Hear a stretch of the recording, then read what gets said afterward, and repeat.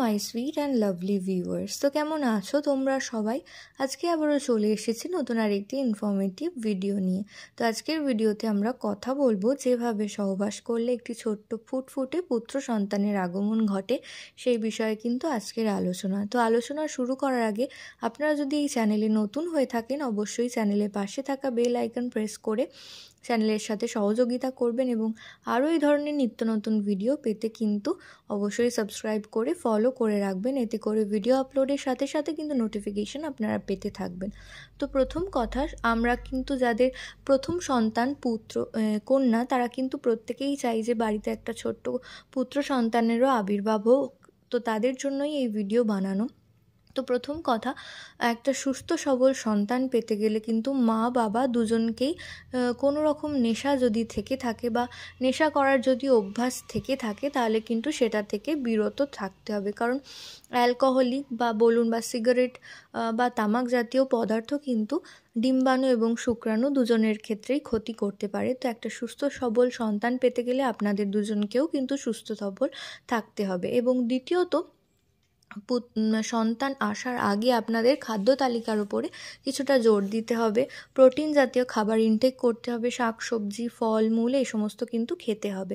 তো এতে করে কিন্তু খুব সহজে একটা বলবান বা সুস্থ সবল পুত্র সন্তান কিন্তু আপনারা পেতে পারেন। দ্বিতীয় কথা হচ্ছে যে কন্যাদের ক্ষেত্রে বা নারীদের ক্ষেত্রে যখন পিরিয়ডস হচ্ছে সেই দিন থেকে কিন্তু আপনাকে ডেট কাউন্ট করতে হবে এবং ওভিলিউশন টাইম কিন্তু আপনাকে ক্যালকুলেট করে রাখতে হবে। প্রত্যেকটা ভিডিওতে দেখবেন বলে থাকে যে উর্বর দিন 13তম দিন, কিন্তু না, 13তম দিন কিন্তু প্রত্যেকের ক্ষেত্রে উর্বর দিন নাও হতে পারে।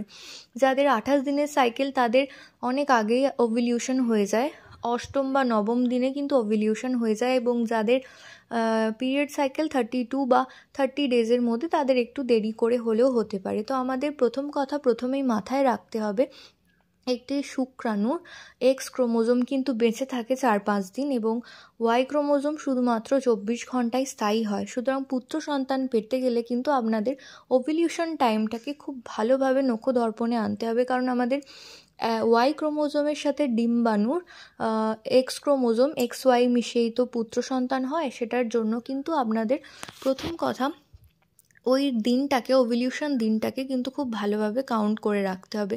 ওভিলিউশন টাইমটা যদি পেরিয়ে যায়, এতে করে কিন্তু পুত্র সন্তানের থেকে কন্যা সন্তান আসার সম্ভাবনা বেশি থাকতে পারে। তো এটা গেল প্রথম কথা। দ্বিতীয় কথা হচ্ছে যে জোর দিন অর্থাৎ একদিনের গ্যাপ দিয়ে দিয়ে কিন্তু আপনারা ইন্টিমেট হতে পারেন। পুরুষদের ক্ষেত্রে কারো কারো বীর্য যেহেতু পাতলা হয়ে থাকে, তো সেই ক্ষেত্রে কিন্তু আপনারা একদিনের গ্যাপিং দিয়ে দিয়ে কিন্তু ইন্টিমেট হতে পারেন। এতে করে ওয়াই ক্রোমোজোম প্রোডাকশন হওয়ার প্রবণতা কিন্তু বা চান্সেস কিন্তু অনেক বেড়ে যায়। সুতরাং এবং যখন ইন্টিমেট হচ্ছেন তখন কিন্তু যে নারীর সাথে ইন্টিমেট হচ্ছেন তার কিন্তু মানে যিনি মা হতে চলেছেন তার কিন্তু সেক্স টাইমারটা কম থাকতে হবে, পুরুষের সেক্স টাইমিংটা বেশি থাকতে হবে। এতে করে কিন্তু পুত্র সন্তান হওয়ার পসিবিলিটিসটা অনেক পরিমাণে বেড়ে যায়। তো এই বেসিক জিনিসগুলো কিন্তু মাথায় রাখতে হবে। প্রথম কথা হচ্ছে যে কোনো রকম নেশাগ্রস্ত বা নেশা জাতীয় জিনিস যদি করে থাকেন সেগুলো থেকে দূরে থাকুন এবং নিজের খাদ্যাভ্যাস পাল্টান এবং খাদ্যের মধ্যে প্রোটিন, ফলিক অ্যাসিড এবং এছাড়াও নানান ধরনের ভিটামিনস জাতীয় খাদ্য বেশি পরিমাণে ইনটেক করুন। এতে করে কিন্তু পুত্র সন্তানের হওয়ার চান্স বেশি থাকে। আর অবশ্যই দেখবেন যাদের কন্যা সন্তান হয়েছে তাদের কিন্তু ওভিলিউশন টাইমের অনেক পরে কিন্তু গিয়ে তাদের ইন্টিমেট করলে কিন্তু সেক্ষেত্রে কন্যা সন্তান হওয়ার চান্সেস বেশি থাকে। কন্যা সন্তান যাদের হয়েছে তাদের দেখবেন হয়তো গ্যাপিং ছিল ইন্টিমেট হওয়ার 1 সপ্তাহ বা তার বেশি, কিন্তু একদিন বা একদিনের গ্যাপিংয়ে যদি ফিজিক্যালি ইন্টিমেট হতে পারেন তো সেক্ষেত্রে কিন্তু পুত্র সন্তান হওয়ার চান্সেস বেশি থাকে।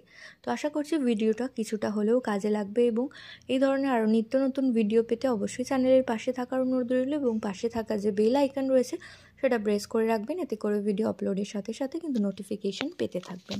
নমস্কার।